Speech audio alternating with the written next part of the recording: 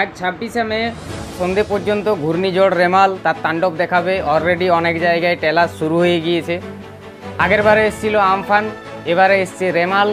আমফানের থেকে কম ক্ষতিগ্রস্ত হবে, অত ক্ষতিগ্রস্ত হবে না আমফানের মতো।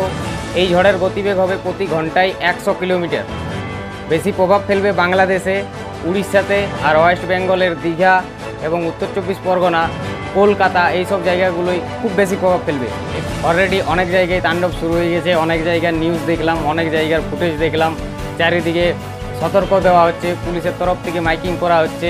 সমুদ্র পাড়ে দীঘাতে যারা বেড়াতে গিয়েছে, দীঘাতে যারা ট্যুরিস্ট, তাদেরকে অনেক মানা করা হচ্ছে। সমুদ্র পাড়ে মাইকিং করা হচ্ছে যে সমুদ্রের পাড়ে কেউ যাবে না।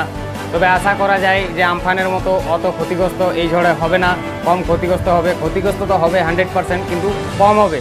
আমফানের মতো অত ক্ষতিগ্রস্ত হবে না। তাও সবাই সতর্ক থাকবে, বাড়িতে থাকবে। আজ রাত পর্যন্ত কিন্তু খুব ঝড় বইবে, ঘন্টায় 100 কিলোমিটার বেগে।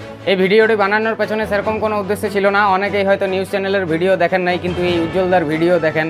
তার জন্যই ক্ষতি হবার আগেই আপনাদের কাছে সতর্কবার্তা পৌঁছে দেওয়ার জন্য এই ভিডিওটি বানানো। সকলেই ভালো থাকবেন, সুস্থ থাকবেন এবং সতর্ক থাকবেন, যাতে কারো কোনো ক্ষতিগ্রস্ত যেন না হয়। আর বেশি বেশি করে ভিডিওটি শেয়ার করে দিবেন, যাতে করে সকলেই জানতে পারে এবং এই বিপদের মুখে যেন না পড়ে। ধন্যবাদ সকলকে, ভালো থাকবেন।